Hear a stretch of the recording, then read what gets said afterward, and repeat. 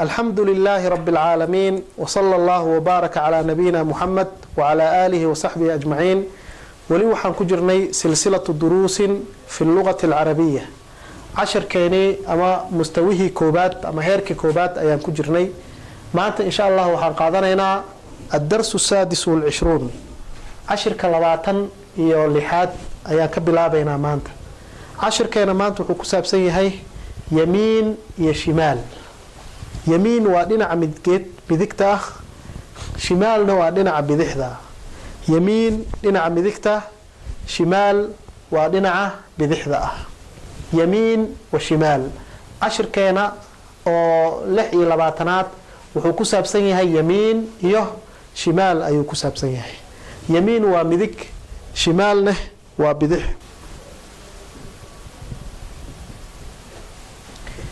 yamiin waa dhinaca midigta ah waaye. yamiin waa dhinaca midigta. yamiin dukaanu abi yamiin almasjidi. dukaanka aabahay wuxuu ku yaalaa yamiin almasjidi, masaajidka dhinaciisa midig ayuu ku yaalaa. dukaanu abi aabahay dukaankiisa yamiin almasjidi, masaajidka midigtiisa ayuu ku yaalaa.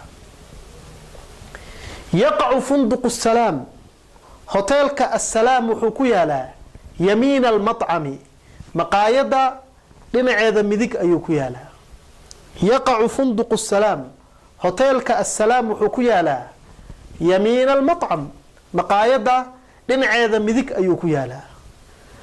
aakulu الطعaama cuntada waxaan ku cunaa bilyamiin, midigta ayaan ku cunaa. aakulu الطعaama bilyamiin, cuntada midigta ayaan ku cunaa. usaafixu aqribaa'i qaraabadeeda waxaan ku salaamaa bilyamiini, midigta ayaan ku salaamaa. usaafixu aqribaa'i bilyamiini. idan yamiin waa dhinaca midig. dukaanu abi yamiin almasjidi. yaqacu funduq السلام yamiin almaطcami. aakulu الطعaama bilyamiini. usaafixu aqribaa'i bilyamiini. waxaa u gudbaynaa shimaal. shimaal waa bidixda. ana askunu anigu waxaan degannahay shimaal almadrasa. shinka waa hoos dhigaysaa. shimaal dhinaca bidix waa bidixda macnaha. ana askunu anigu waxaan degannahay shimaal almadrasa, iskuulka dhinaciisa bidix ayaan degannahay. ana askunu anigu waxaan deganahay shimaal almadrasa, iskuulka dhinaciisa bidix, shimaal bidix. baqaalatu caliyin cali dukaankiisa shimaala markazi shurta, xarunta booliska, xarunta booliska bidixdiisa ayay ku taalaa. baqaalatu caliyin cali dukaankiisa, albaqaala waa dukaanka, shimaala markazi shurda booliiska, yaa markazi shurda waa xarunta booliiska, xarunta booliiska dhinaciisa bidix ayuu ku yaalaa. nacam. uziilu ladaa wasaqda waxaan ku zuuliyaa.